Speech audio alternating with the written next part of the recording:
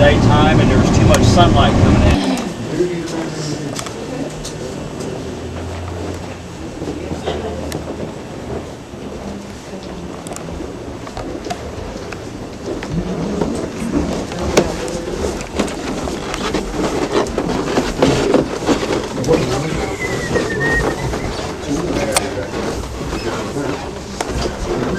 Yeah, but whose fate is now?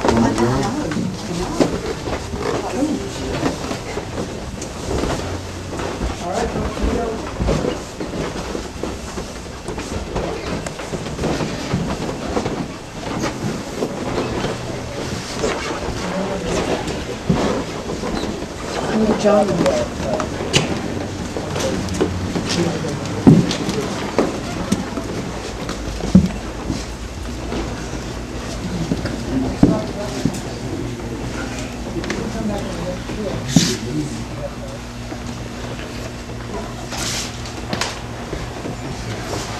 That night, folks, Sam figured these were white kids, 1954, the South.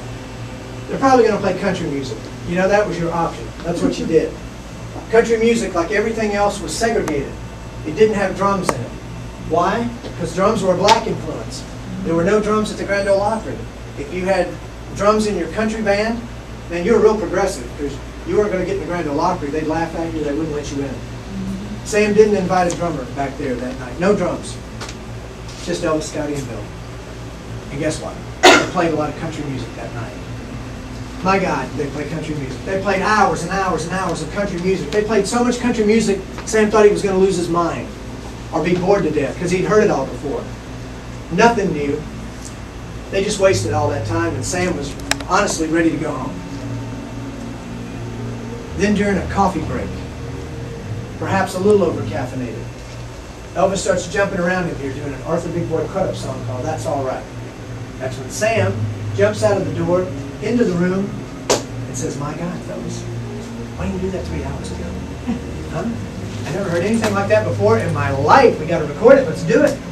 So they recorded it. 3 days later, Sam had a metal record made, and he gave it to that guy right there. Folks, this would be Dewey Phillips. No relation to Sam Phillips.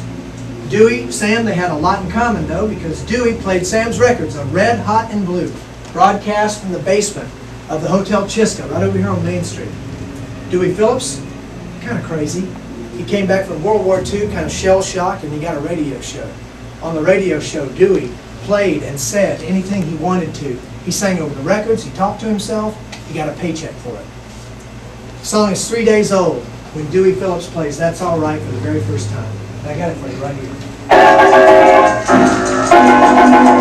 Oh, yes, sir, good people, so Phillips. Let's bring the hottest cotton picking thing that cuts a real hot blue coming through WHBQ in Hotel Chisca on the magazine floor. Is that right, Diz? That's right. What do you call Sam, Putney? I got to call Sam, Diz. Hi, Pete Pick. Hi. Hey, come on now, Ern, Tennessee Ern. How you doing, buddy? Pretty good, Putney. Get you a wheelbarrow load of mad dogs, run them through the front door and tell them Phillips sent you for it. Hot and blue. Well, then, you know, I got a new song we're going to play here. They're going to cut loose this new song.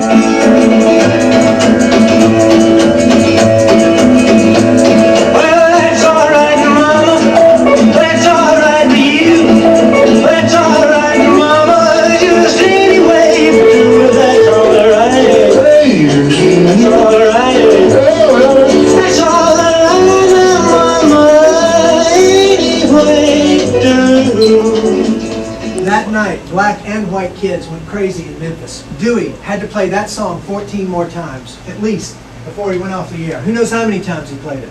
Elvis would be so popular, so fast, he wouldn't stay here for the 3-year contract he'd signed with Sam.